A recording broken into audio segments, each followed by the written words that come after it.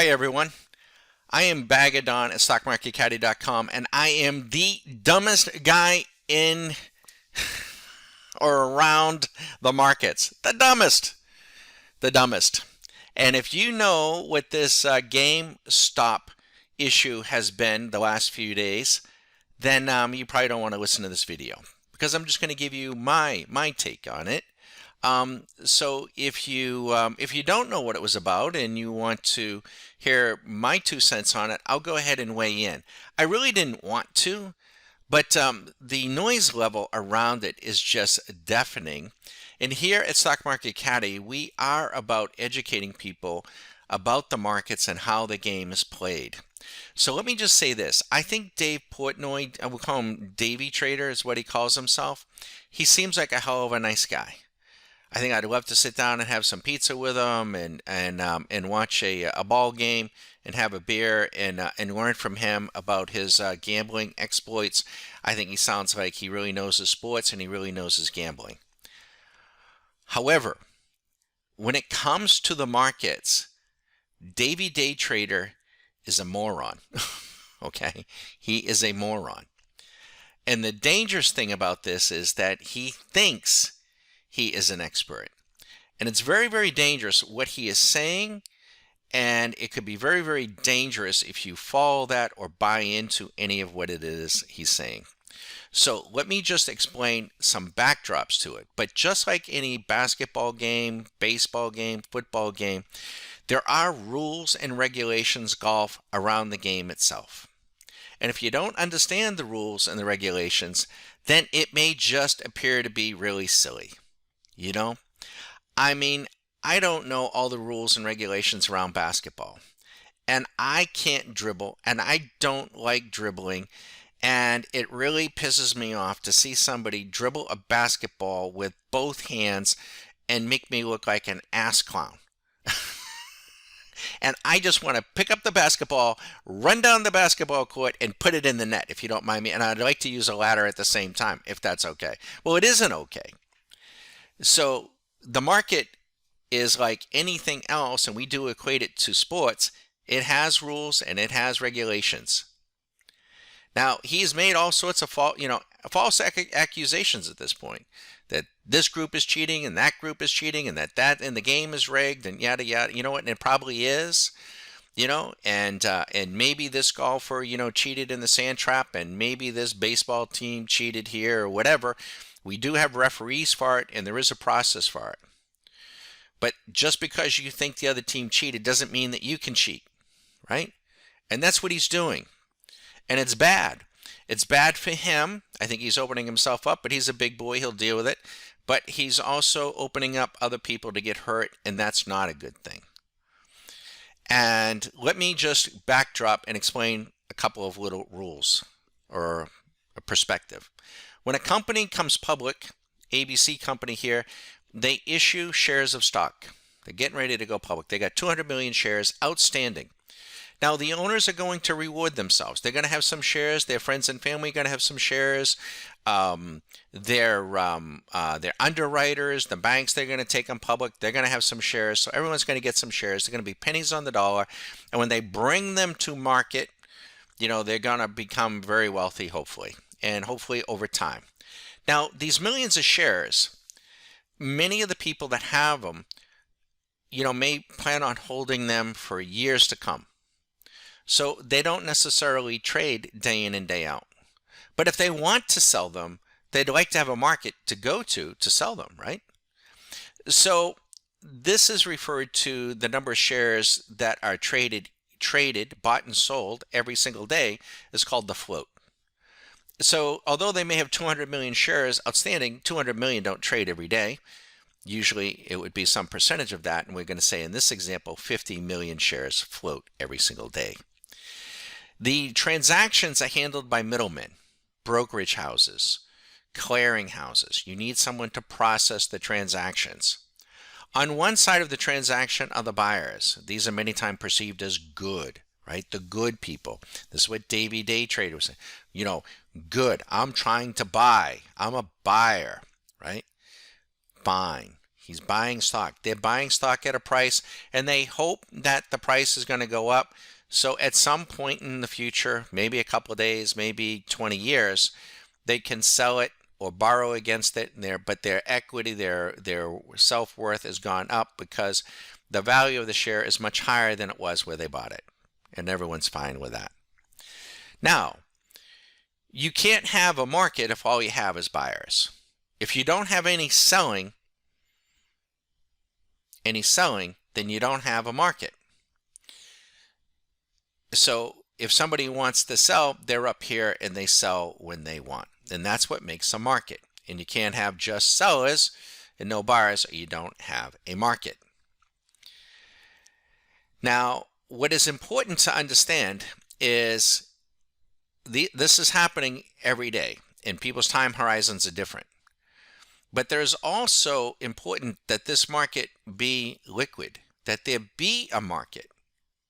People need to be interested in buying and selling these shares of this company. Otherwise, when the owners want to sell it, or the banks or anyone else, or your pension fund or your IRA account, if there's no market, then how do they realize the value? So you have what is called speculators. And then not just short sellers, as you hear up here, short sellers. You have speculators on this side of the ball, and you have speculators on that side of the ball. Speculation in and of itself is not bad. Wild-eyed speculation might be, but even then, it's drawn connotations that are, in my view, kind of ridiculous. What happens up here, people are allowed, or institutions are allowed, to do what is called selling short. They actually don't hold the shares. Now, it seems a little abstract to the outside person. How do you sell something you don't have? Just think of it as a ledger entry, and that's all it is a ledger entry, and is an obligation that the person is signing up for. And that obligation is, if the person sells short the shares of ABC Company at 100, he's obligated to buy them back at some date in the future, or just in the future period. Now, if the stock falls to 50 and he buys it back at 50, he reaps the reward, the profit between the two prices. If the stock goes to 150, he has got to buy it at 150 and he loses $50. Theoretically, if the stock goes to the moon, it could drain his account. He could lose everything he's got. And the broker dealer who facilitated it would say, hey, buddy, you're on the hook and you don't have any more money in your account. You need to cough up the money or I'm going to close out that position. That speculation is not necessarily bad. It isn't bad. It makes a market. Equally, people will speculate here and they will buy, hoping to sell. Here, their risk is only limited to the stock going to zero. They can't lose more than what they put in. They lose it all, but they can't lose more than what they put in. So some might say it's less risky to buy than it is to short. To a certain extent, that might be true, but we'll leave that for another day. Now, one of the other conditions is when the person sells shares short, there are some other characteristics of things that you need to know. Just a few.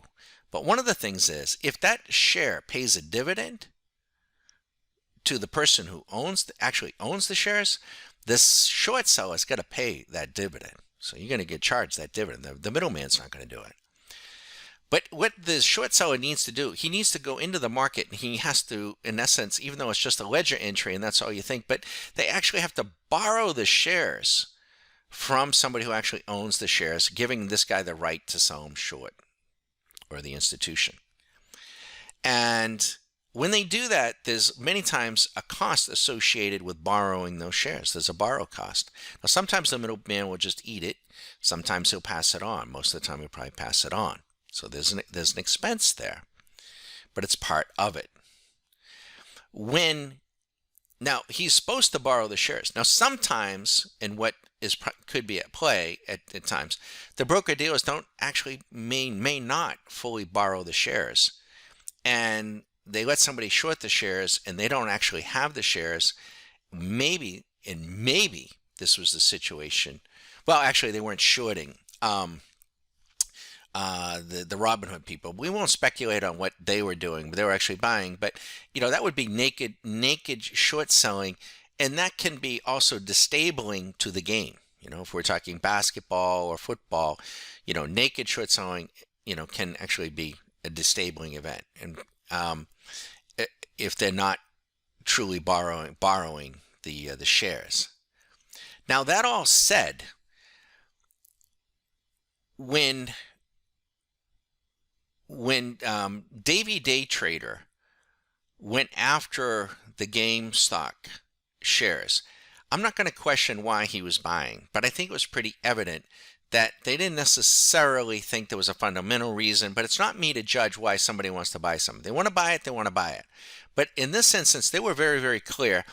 They knew there was a heavy short interest, and they wanted to, in mass, buy and conspire amongst themselves to buy the stock and to drive the price up, forcing the people on the other side, who they perceive to be hedge funds, who they perceive to be speculators, who they perceive to be bad, and try to drive them out of business. Truly. Now, I have no love lost for the hedge funds, and I'm not going to be here defending hedge funds. But what they did and what they're doing, in my view, is illegal.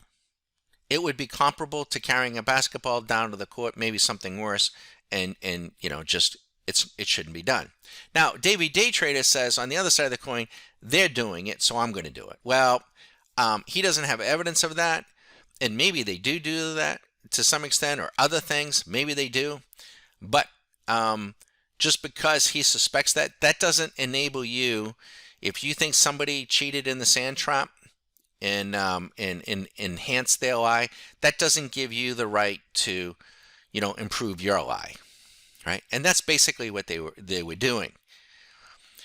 Now, he was on Tucker Carlson last night, and they were both kind of demonizing short sellers as speculators, and that maybe you should take it away. Now, that's kind of ludicrous, because if you take away short selling, you take away selling. Let's just ban it. Let's just say it's illegal. Well, then all you have is buyers. And if you're the first buyer, hey, hallelujah, you're the second buyer, and you drive the price up, yay, that's great, right? And the price goes up and up and up, and everybody's rich, right? You think. Until the point in time when somebody or everybody wants out at the same time for whatever reason. And then who is there to buy? There'll be nobody short.